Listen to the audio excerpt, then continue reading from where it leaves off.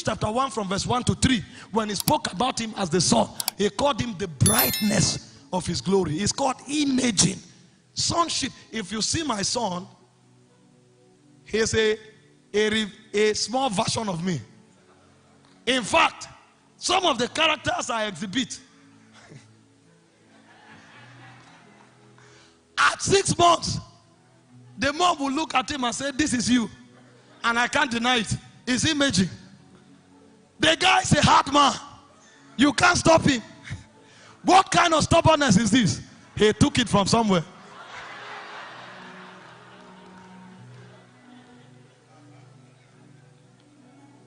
My head is like a rock. At 8 months, the guy is already rocky because he's imaging the father. He cannot do otherwise. And so what life does is to bring you to a point where you image God. And so when we see you, what we see now are things that are traced beyond you.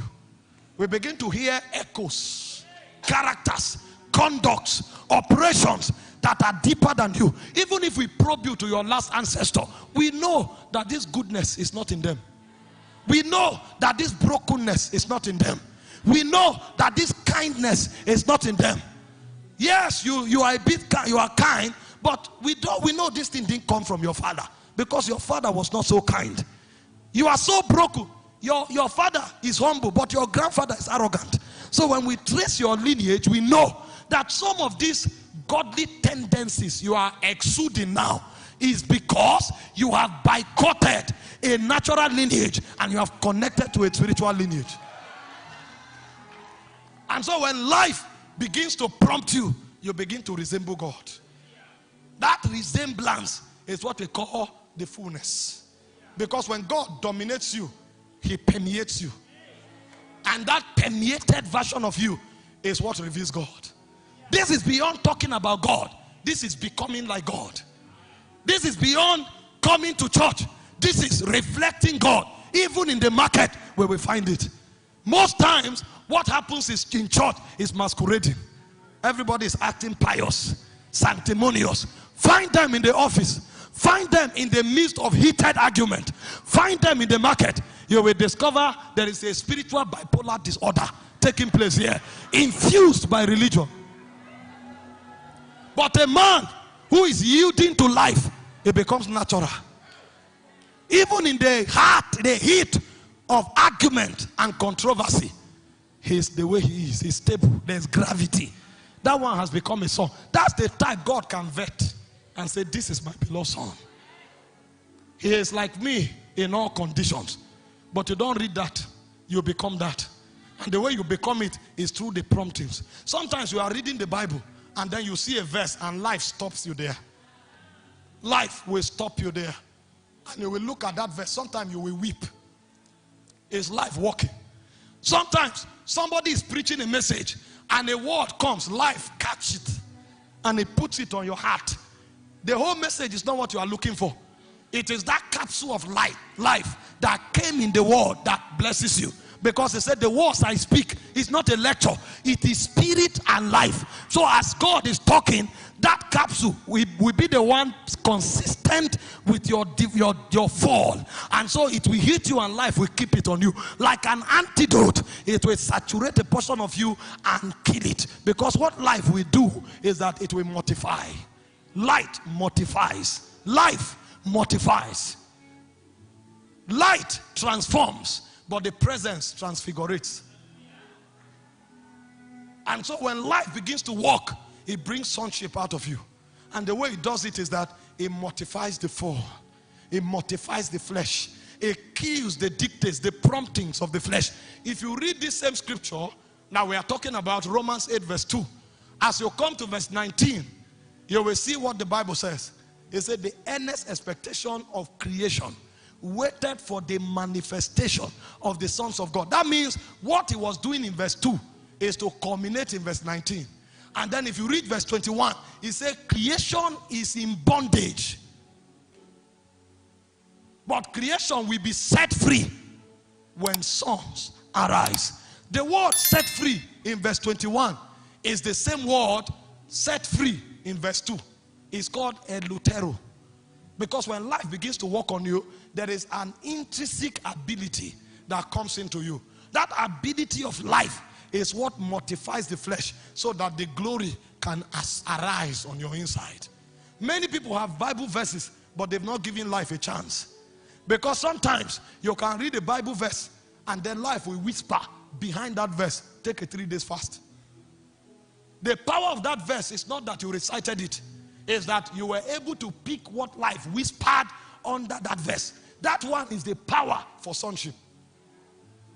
And so the second thing for sonship that life also brings in you is obedience or yieldedness.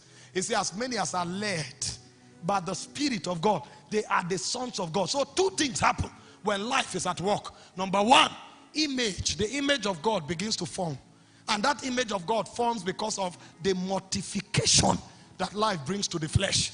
And then the second thing is that life will bring you back to God's presence because of the obedience that life insists on.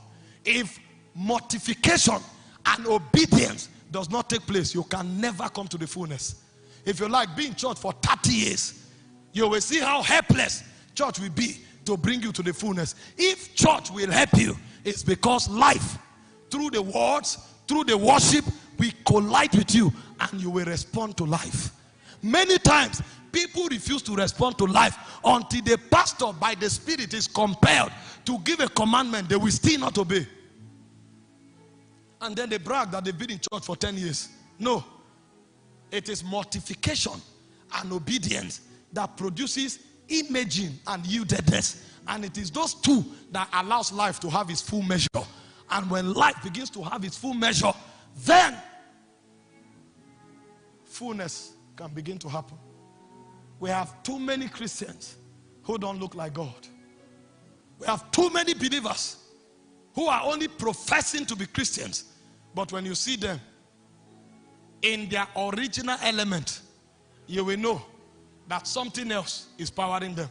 Because if life doesn't power you, death will power you. If your receptacles are not sensitive to life, it will be sensitive to death. Did you see Jesus? He came to the Pharisees, they perfected religion, and he looked at them. He said, well, I'm not moved by rituals. You are of your father the devil.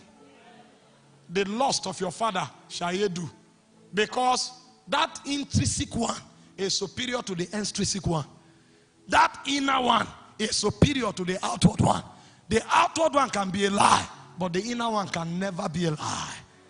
You can do religion, but your lust is what defines you. And if your lust is substituted to the operations of life, even if you don't have a religious activity to engage in, you will still become like God. This is why the men of old, when they didn't have organized churches to help them, they still carried so much God that we only read about. Because the inner one is superior to the outer one. Don't get me wrong. Church helps and facilitates growth. It's a great blessing that we have a church where we come to hide and be built up. But over and above that, there is an operation taking place on your inside. It may not be loud. It may not sound religious. But if you know from here that that thing happening on your inside is the prompting of life, you will nurture it. Because usually the way it works is that it draws you to where it has authority. So it draws you to God's presence. It draws you to a fellowship. It draws you to a word. It draws you to prayer. As it's happening, just follow it. Don't seek or seeking an angel. Just follow it. Follow it gradually. You may come to the prayer and sleep throughout. Next week, the prayer is on. It will still say, come. Just keep coming. It's growing. Lust is fighting life. But if you give life a chance, it will subdue lust. Sometimes you carry a message. You say, hear this message. You put the message, you sleep off. Don't worry, be sleeping. If the devil can sow while men slept, God too can sow while men sleep. Just be hearing. Sometimes he puts the message, the worship of a minister. You are just hearing the man. You think you are enjoying. And Dunsin is singing. And you think you are having a good time. After a while, when you go to the boss, you are no longer with the tape, but the song continues. And this time around, you are no longer singing and dancing. You are being instructed. Because the word that he spoke in that song become a teacher in your spirit man. And that teacher will come with koboko to shape you until you obey. Sometimes if you refuse, even when you go to sleep, the song will still be singing. Because that's life at work. You can't sleep away from here. There is a realm where men don't sleep. Because even while you say you are sleeping, your spirit is alive. So the teacher will continue. That's how men gradually enter the frequency of life. And when they enter, sonship is born. Everything we'll be doing in this conference will be to help you nurture life. Everything, the instructions, the teachings, the impartations, all of that is to help you nurture life. Because your transformation is at the mercy of how much you yield to life. God decided to make it in such a way that nobody can deny. It is happening deep on your inside. You can't deny it. In fact, when life becomes strong in you, you will discover you have a problem with somebody and you lose your sleep. If you like, go to a stadium, fly to London and watch Chelsea. When you are done shouting, the moment you come out of that match, the teacher will come back and say, that argument, you were wrong. You were wrong. You may be a governor. Nobody can tell you the truth to the face, but not life.